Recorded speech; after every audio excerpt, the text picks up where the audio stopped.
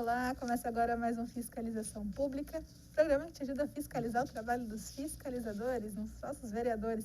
No caso, que veio bater um papo com a gente hoje, o vereador Alberto Barreto, do PRTB. Tudo bem, vereador? Tudo bem, graças a Deus. Trabalhando bastante? Bastante. Mesmo com a pandemia? Mesmo, sim, não para. Não para. E assim como o nosso programa, é difícil a gente gravar um programa sem falar de pandemia. Sim. Infelizmente, por mais que tenha outros temas também para a gente tratar aqui, a gente vai tratar, a gente não pode deixar de falar porque é o que está mais afetando a nossa vida no momento, certo? Exatamente. E a gente tem algumas pautas de hoje exatamente sobre isso também, né? Pois é, a gente estava conversando aqui sobre vacina antes do programa começar e a gente já começa com esse tema porque o vereador tem um requerimento aí que pediu as estatísticas da pandemia antes da vacinação, pós-vacinação. Já deu uma palhinha para a gente na sessão, mas nem todo mundo acompanhou. Então, quero que você, que eu sei que a prefeitura já deu as respostas, conte para a gente quais foram as perguntas e as respostas dessas estatísticas. Então, sobre as estatísticas especificamente, eu fiz o pedido para eles, mas a prefeitura acho que não entendeu direito a minha pergunta e não respondeu. Ela só mandou o link da prefeitura do site, onde seria possível a gente ver aquele que aparece toda semana para a gente, dia, né? Número de mortes e tal. E não é exatamente isso que eu queria. Eu queria fazer uma comparação como estava o fluxo da pandemia antes da vacinação e uma outra estatística após vacinação, para que a gente pudesse fazer uma comparação. Então, eu fiz um requerimento novamente essa semana, para que eles talvez agora entendam do que eu quero, eles me mandem a estatística. O outro requerimento que eles já me responderam foi em questão do número de óbitos de pessoas vacinadas na cidade de Taubaté. Então, foi esse requerimento, né, que foi feito na casa, que uma das perguntas, por exemplo, dá licença, eu só pegar meu óculos, porque... Tá assim, das pessoas vacinadas na cidade de Taubaté que vieram a óbito por Covid-19, essas pessoas possuem comorbidades? Quais as principais comorbidades de cada óbito? Qual o principal causa mortes? Qual a faixa etária, idade e sexo dos óbitos? E quais as vacinas aplicadas em cada vítima, né, dessas pessoas? Então, a resposta eu achei muito alarmante, né? Eu até fiz uma fala na tribuna em relação a isso. A prefeitura me respondeu que foram 133 óbitos na cidade de Taubaté de pessoas vacinadas. Ou seja, pessoas que tomaram a vacina, após a vacina contraíram Covid e vieram a óbito. Primeira e segunda dose. Primeira e segunda dose. Dessas 133, 109 tinham comorbidades, né? E a principal comorbidade, doenças cardíacas, né? As principais comorbidades que mais matam, a gente já sabe que é doença cardíaca, obesidade e diabetes. Isso, né? para qualquer doença, né, vereador? Não só para Covid. Sim, né? E a outra questão, o que me deixou também alarmado, foi que, por exemplo, na resposta, ele mostra a faixa etária de idade, mulheres e homens, né? As mulheres, por exemplo, dos 60 aos 69 anos de idade, nós tivemos 12 casos de óbitos.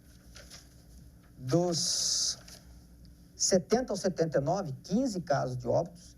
E de 80 a 89, 15 casos de óbitos de pessoas vacinadas, né? Então o que mostra para a gente, também entre os homens, segue mais ou menos o mesmo padrão. Só ali dos 70 aos 79, nós tivemos 20 casos de óbito entre homens. Então, o que dá para a gente entender é que pessoas idosas com comorbidade, mesmo vacinadas, se elas contraírem o vírus, a chance delas irem ao óbito também parece que não mudou muito. Mas a gente precisaria da estatística para poder realmente dizer isso. É só uma impressão com os dados que nos foi dado, né? E aí eu fiz a pergunta exatamente da questão de quais eram os principais imunizantes. E aí a resposta da prefeitura foi que a AstraZeneca registrou 39 pessoas. Isso, dos 100 e... Isso, daqueles 133, 39 pessoas tinham tomado a AstraZeneca, né, que foram a óbito. Coronavac, 46 óbitos, e Pfizer, 1 óbito. Agora, o que foi mais alarmante, que é esse aqui agora, o último, que 47 pessoas que foram a óbito na cidade de Taubaté e foram vacinadas, a prefeitura não sabe qual vacina eles tomam. Quando você falou isso na sessão, eu até parei. Como assim? Como assim não sabe? Se quem faz a vacinação é o SUS e tá tudo no sistema, eu tomei a vacina, baixei lá o Conect SUS e tá lá registradinho no aplicativo a vacina que eu tomei, primeira e segunda dose.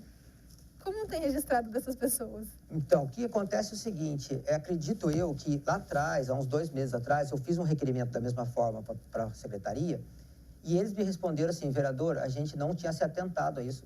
No local onde faz o registro de óbito, a gente não tinha para... morreu de Covid, tinha vacina, não tinha vacina, qual vacina? E a partir do questionamento do senhor, a gente passou a mudar esse sistema para poder registrar isso. Talvez seja porque antes eles não tinham dados nenhum registrado em relação a isso, né? Mas e esse dava para voltar no sistema e procurar. Mas é importante, né? Tanto se fala em passaporte de vacinação e a própria secretaria não sabe qual vacina. Isso nós estamos falando das pessoas que tiveram um óbito. Mas se a gente for pegar de todas as pessoas vacinadas, quantas pessoas talvez a prefeitura não saiba qual foi a vacina que a pessoa tomou? Até mesmo para efeito estatístico, para saber quanto da população está vacinada. Exato. E se desses 47, se era AstraZeneca, se era Coronavac, né? Acho que se a gente achar o registro dessas pessoas, talvez uma vacina ou outra pode ter um índice maior de óbito. E aí dá para a gente entender qual é a vacina que tem mais eficiência, né? Mais eficácia na proteção do cidadão contra o coronavírus. Eu pude observar que, quando a gente começou esse assunto, você falou, acho que a prefeitura não entendeu direito a minha pergunta, que deu uma resposta, tipo, vai na internet e procura, basicamente isso. Mas esse segundo relatório está bem completo. Tá. Por que tem tanta diferença de resposta entre um requerimento e outro? Desculpa, em relação ao meu requerimento? Não, porque a prefeitura se empenha muito em um tipo de pergunta e na outra quase passou batido. Então, eu acredito que mais ela não entendeu mesmo, né? Tanto que eu fui conversar na secretaria e uma resposta foi assim, não, vereador, mas só o senhor entrar lá no site, o senhor consegue ir pegando os dados e tal, né? Daí eu falei, não, eu preciso da resposta da secretaria. Por quê? Porque quando eu estou com um documento desse, é um documento oficial, né? Sim, não foi a sua interpretação. Não foi a minha interpretação, exatamente. Que foi o que eu falei. Se eu vou lá, pego os dados e falo, não, vereador, o senhor entendeu errado, o senhor interpretou errado os dados. Então, por isso que eu preciso da resposta oficial da secretaria, para que eu possa falar baseado naquilo que eles estão me dando como verdade. Né? E no caso dos adolescentes, que também tem um requerimento aqui, né, que fala da vacinação de 12 a 17 anos, o vereador quer pedir aí também mais informações sobre isso. Não só sobre quem vacinou ou não, né, idade, sexo, comorbidades ou não, se eles tiveram Covid ou não, tem toda uma lista de dúvidas em relação a eles. Por quê? Então, a questão é a seguinte, a maioria das vacinas não tem estudos científicos mostrando a segurança dela, principalmente a eficácia para jovens, né, ali dos 12 aos 17 anos. Então, quando a gente via os estudos de pessoas que eram voluntárias, né, para vacinação, não era essa faixa etária de idade, ou seja, não há estudo nenhum em relação a isso. Então, como que estão se dando a vacina para jovens e adolescentes sem saber esses estudos, né, esses impactos, para mensurar o risco?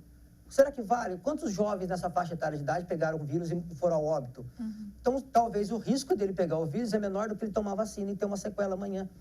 E principalmente porque a gente não tem estudo nenhum ainda científico, já que as pessoas falam tanto em comprovação científica para tudo, hoje em dia, qual a comprovação científica que esse jovem daqui 3, 4, 5 anos não vai desenvolver uma doença causada pela vacinação? Não existe isso. Então, eu acho que para pessoas que são mais idosas, que estão do grupo de risco mostrando, ok, a pessoa quer tomar vacina, quer colocar em risco, ok.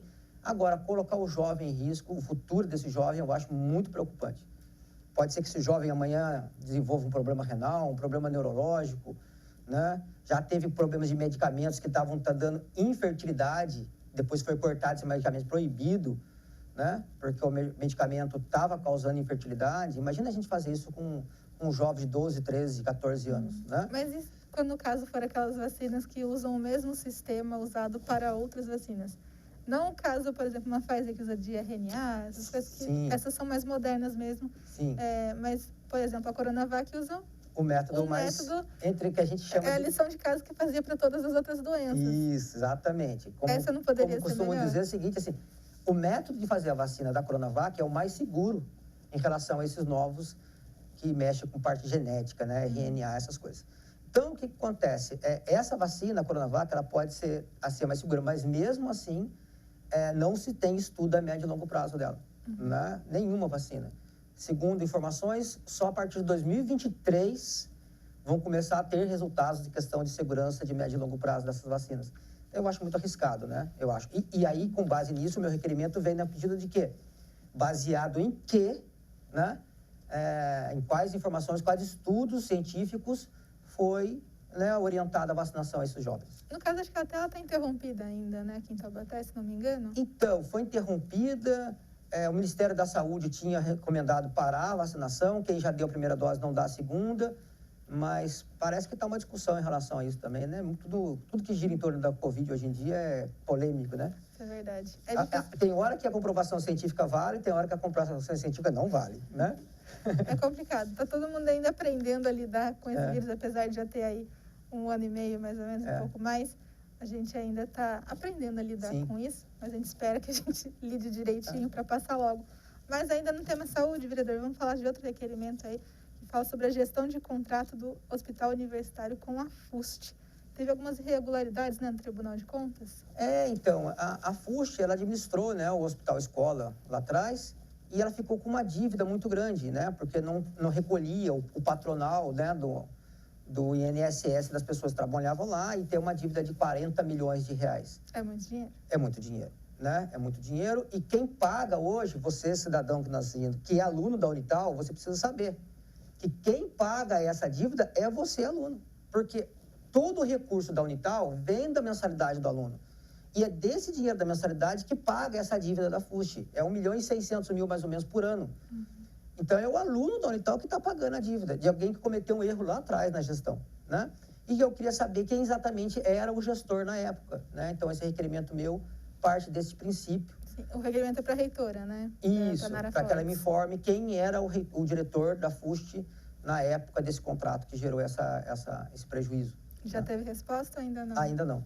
Tem muitas dúvidas, né, da casa aqui, da Câmara, em relação à FUST, FUNCABs, todas essas fundações. Será que existe essa maneira de, até usava esse termo, um vereador antigo falava de abrir a caixa preta da Unital? Exatamente. Você é favorável a isso? Sou favorável. Exatamente, que também baseado nesse requerimento, nós temos hoje administrando contratos a FUNCAPS, a FUNAC e a FAPEP, que elas estão administrando recursos da prefeitura, contratando pessoas que estão trabalhando nas escolas, nas vans, né, escolar, por aí vai. E dessas 1.700 pessoas contratadas, tem lá um percentual que é de pessoas que são de livre nomeação, né? Que são cargos comissionados. No caso, para quem não entende, né, os termos, a pessoa que ela não precisou passar num concurso para ocupar essa vaga. Isso, a pessoa vai lá, quem é o diretor da fundação, pode contratar quem ele quiser de livre escolha dele, né? Ele escolhe quem ele quer contratar. E aí o vereador Serginho fez um requerimento pedindo a transparência, quem são essas pessoas, nome, salário, cargo. E é incrível que a resposta deles foi dizer que eles não podem fazer isso porque é por sigilo de dados, né? Que eles estão sobre o direito privado, não o direito público. E é essa divergência. Mas é uma autarquia que usa dinheiro público. Então, a prefeitura, a Unital pertence à prefeitura, que é pública. A Unital é pública, a fundação são ligados à universidade, que é pública. O dinheiro é público, mas o direito é privado, né? E aí o Serginho fez uma consulta ao jurídico da casa, e o jurídico da casa disse que eles são obrigados a dar essa transparência e passar essa informação, como qualquer um de nós aqui que está na Câmara Municipal. Você entrar no portal da transparência da Câmara, vai ver o salário de cada um de nós que trabalhamos aqui hoje. Né? Um ou outro detalhe realmente está garantido por lei que não pode divulgar, mas pelo que eu entendi, os vereadores estão pedindo dados básicos, que é nome, cargo e salário só exatamente. Que é o que ninguém está pedindo endereço da pessoa, nem nada, né? Mas é isso. E aí a gente deve ver agora qual procedimento vai seguir daqui para frente. Né? Vamos ter outra CPI, será? Não sei, mas é que é importante essa questão dessa caixa preta, né? Que eu falei, eu não sou contra a fundação fazer esses contratos que ajudam a prefeitura a contratar pessoas, ok, mas que tenha transparência. Sim. Se não tiver transparência, eu sou contrário, então. Né? A gente pede transparência sempre. A gente está aqui nesse programa justamente para incentivar aí a busca por mais transparência, por mais informação, porque quando mexe no nosso bolso, tudo que acontece na cidade mexe no nosso bolso, né, vereador? O imposto que a gente paga. E outra que acontece, será que a gente não vai ver com essa gestão desse contrato, lá no futuro, a mesma dívida que já FUST de atrás de tanto tempo? Então a gente tem que tomar esse cuidado, né? Para que não sobre para o aluno da Unital amanhã. Chega de dívida. Outro tema que a gente tem aqui na nossa pauta é um requerimento que pede a iluminação, revitalização dos SEDs tem vários problemas ali, né, vereador? Teve até um caso de uma confusão que teve recentemente, faltava guarda. Também falta iluminação. Sem iluminação acaba dando brecha para coisas ilegais, para brigas, para consumo de drogas. Também pede instalação de rede de vôlei, manutenção do parque infantil. Tem muita coisa a ser feita e o SEDES é bonito, né, vereador? Sim. Merece investimento. Merece. A gente sabe que por causa da pandemia também os parques ficaram fechados muito tempo. Então, se está fechado, tem que gastar dinheiro com manutenção lá no algo que está fechado. Agora está voltando a reabrir tudo e aí vai aparecendo as necessidades, né? E principalmente a questão da iluminação. Porque, por exemplo, tem as quadras lá e você não consegue usar a quadra à noite, né? Então fica subutilizado aquilo lá. As passagens, as passarelas lá dentro à noite também fica muito escuro, não tem iluminação. Então foi esse requerimento que a população nos trouxe e a gente fez um requerimento, né? Sobre essa questão da confusão que teve lá, a briga até. Eu tive conversando com o secretário de Segurança, o capitão Souza, e ele teve me explicando exatamente uma das questões de problema, né? Hoje a gente esteve lá recebendo a deputada Kátia Sastre, que destinou emenda parlamentar, onde comprou 20 armamentos novos para a GCM.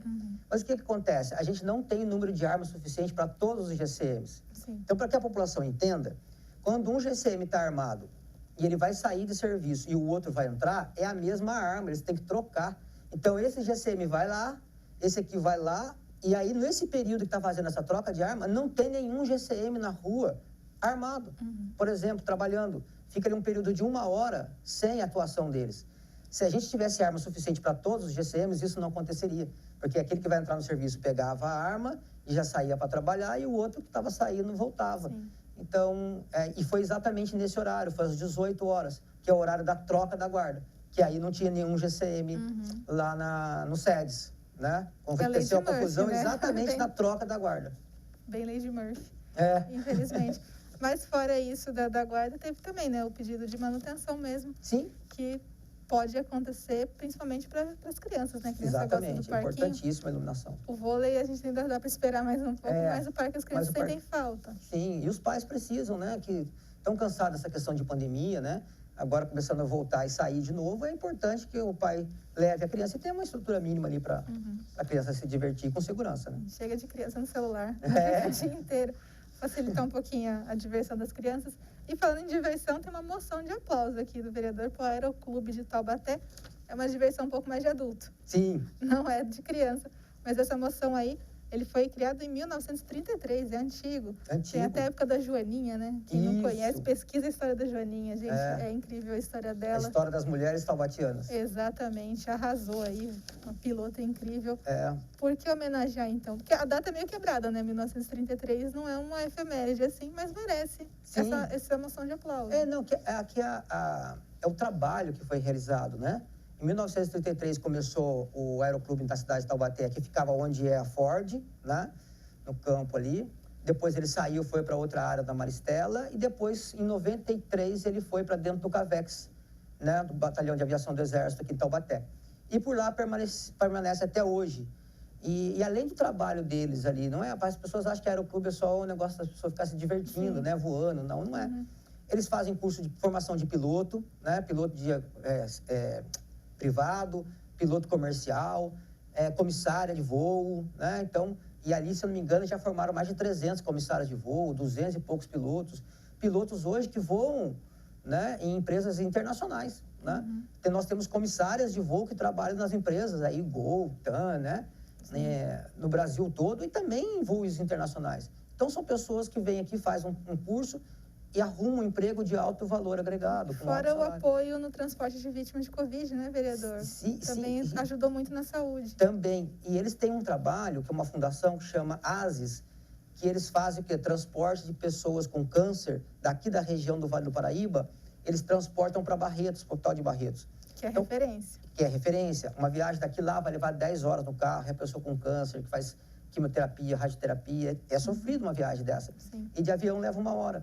Então, tem uma associação que banca o custo do combustível, do pouso e decolagem, né? O piloto doa o trabalho, as horas de voo dele, o dono do avião doa o avião. É isso que eu ia comentar, o trabalho deles é praticamente todo de voluntário. Todo voluntário, todo voluntário. Só o custo de pouso e decolagem da pista que eles têm que pagar e o combustível, que aí também são associações de pessoas que já ajudam e contribuem. E aí, 1 hora, essa pessoa já está lá em Barretos para fazer seu tratamento e depois, na hora de retornar também. Eu acho um trabalho lindo e maravilhoso, que o Aeroclube de Taubaté é parceiro nisso aí. Quase ninguém divulga. Exatamente. Eu mesma sabia do nome, mas não sabia tantos detalhes, assim, depois que eu fui perceber o quanto que eles fazem e tem pouca divulgação. Exato. Então, foi por isso que eu falei, acho que merece uma moção de aplauso por esses anos que existe na cidade de Taubaté e pelo trabalho realizado, né?